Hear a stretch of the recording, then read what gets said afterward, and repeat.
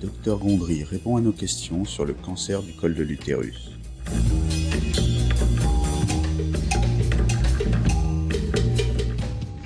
Donc, le cancer du col de l'utérus est une pathologie grave qui, au niveau mondial, touche près de 500 000 nouvelles femmes tous les ans.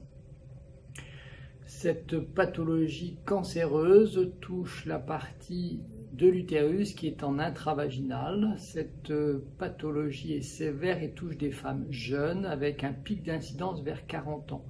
C'est le deuxième cancer de la femme jeune dans les pays en voie de développement. En France, le cancer invasif du col touche 3000 nouveaux cas par an et 1000 patientes vont décéder tous les ans de cette pathologie. Il est important de savoir que ce cancer invasif est précédé d'une longue période dite de pré-invasion. Ces lésions pré-invasives sont celles que l'on va repérer, dépister par le frottis, éventuellement par le test HPV et l'examen du col au microscope. Cet élément traité s'il y a une lésion précancéreuse évitera d'aller vers le cancer invasif qui lui est une pathologie beaucoup plus sévère.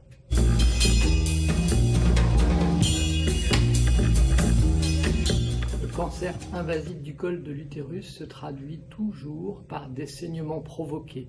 Ces saignements surviennent donc en dehors des règles, c'est du sang rouge qui est provoqué par la toilette ou par les rapports sexuels. Tout saignement anormal en dehors des règles doit donc vous amener à consulter un médecin ou un gynécologue pour explorer le col au spéculum ou au microscope. En revanche, les lésions précancéreuses dont j'ai parlé précédemment sont elles tout à fait asymptomatiques, c'est-à-dire qu'il n'y a pas de symptômes. Il n'y a jamais de saignement, il n'y a jamais de perte anormale. Et c'est la raison pour laquelle ces lésions précancéreuses ne sont repérées que par le dépistage auquel vous allez participer sous forme d'un frottis, voire d'un test HPV par prélèvement vaginal.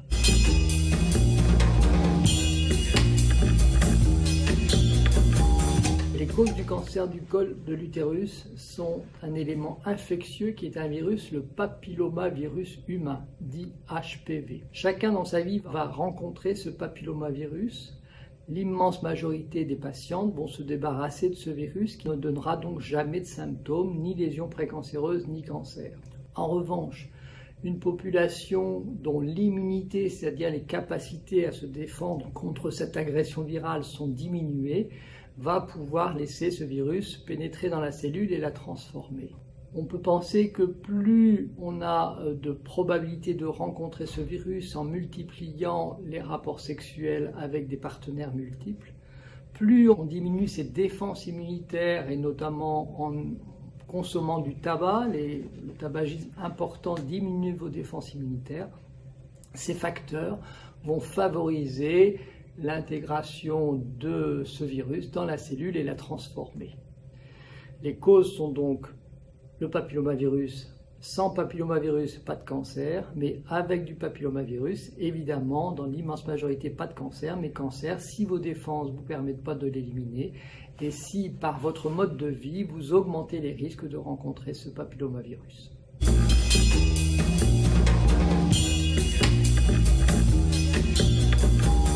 Le diagnostic donc du cancer invasif, encore une fois, se fait lors de l'examen justifié par des saignements provoqués.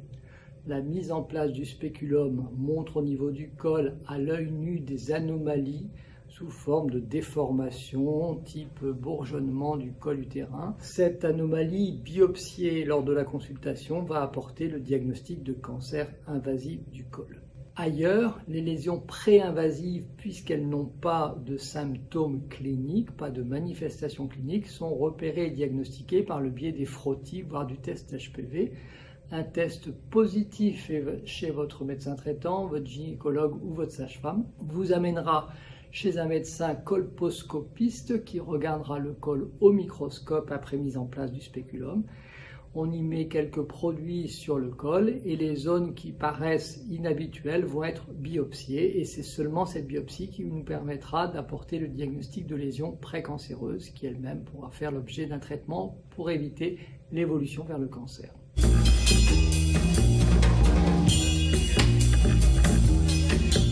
Le traitement du cancer invasif du col va être directement dépendant de la taille de ce cancer invasif qui est évalué par l'examen clinique mais aussi par l'examen d'imagerie en résonance magnétique, l'IRM. En fonction de la taille de la tumeur, le traitement peut être chirurgical pour les lésions de petit volume, associé éventuellement à de la radiothérapie complémentaire. Les lésions de plus gros volume ou avec déjà des lésions secondaires type métastase seront traitées par de la radiothérapie associée avec de la chimiothérapie. C'est donc une radiochimiothérapie qui est utilisée pour les lésions plus évoluées. Ces traitements vont donc concerner les 3000 cancers invasifs en France. En ce qui concerne les lésions dites pré-invasives, c'est-à-dire avant le cancer, celles-là vont bénéficier d'un traitement tout à fait réduit local par l'exérèse d'une petite zone sur le col qui s'appelle conisation. Cet examen est fait au bloc opératoire également, sous anesthésie locale ou sous anesthésie générale au choix de la patiente. Sous contrôle, encore une fois, du microscope, on enlève simplement la petite zone qui était repérée avec les colorants.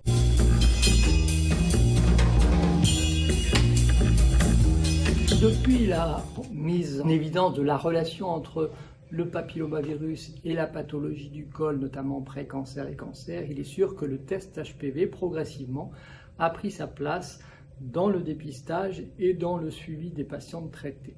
Aujourd'hui, en 2019, le dépistage se fait par le frottis entre 25 et 65 ans tous les 3 ans.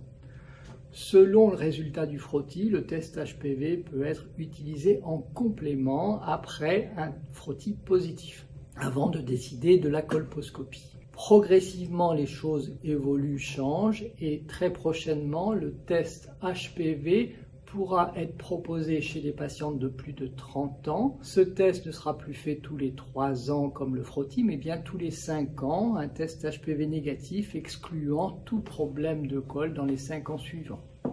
Donc c'est une nouvelle modalité pour le dépistage.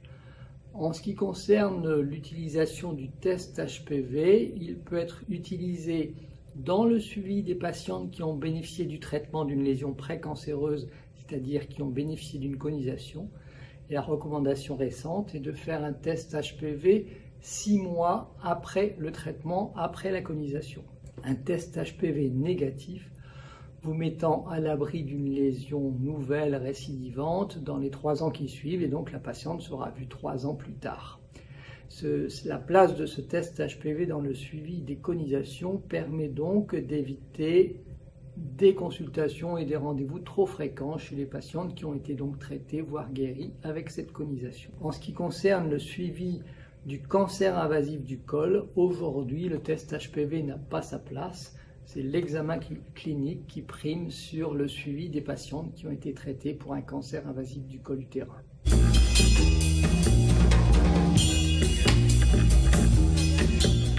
Ce cancer a la particularité d'être dans l'immense majorité complètement évitable par la prévention. La prévention, elle est à 2 niveaux. La prévention primaire, c'est ce que l'on appelle la vaccination. La vaccination contre 9 types de papillomavirus vous permet de réduire votre probabilité de cancer invasif du col de l'utérus de près de 90%.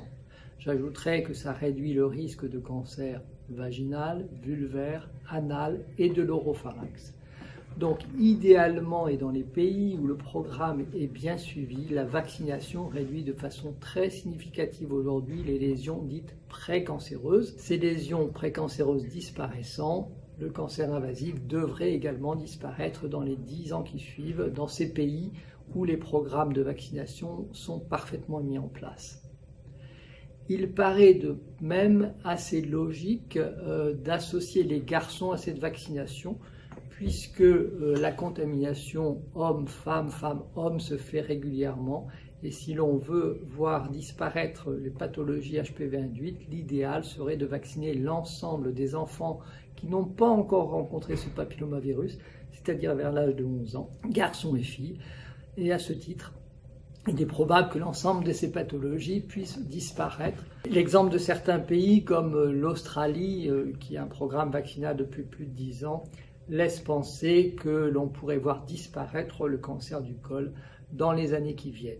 Si on n'a pas bénéficié de la vaccination parce qu'elle n'était pas en place ou parce que l'on n'a pas choisi cette vaccination, qui est pourtant recommandée en France depuis 2007, il faut, pour réduire sa probabilité, non pas d'infection, mais de transformation de la cellule, avoir, je dirais, mettre les chances de son côté en réduisant sa consommation tabagique au maximum pour ne pas réduire ses capacités à se défendre naturellement contre ce papillomavirus. Vous aussi, partagez votre expérience en nous écrivant à l'adresse suivante: rédacteur en chef @santésurlenet.com.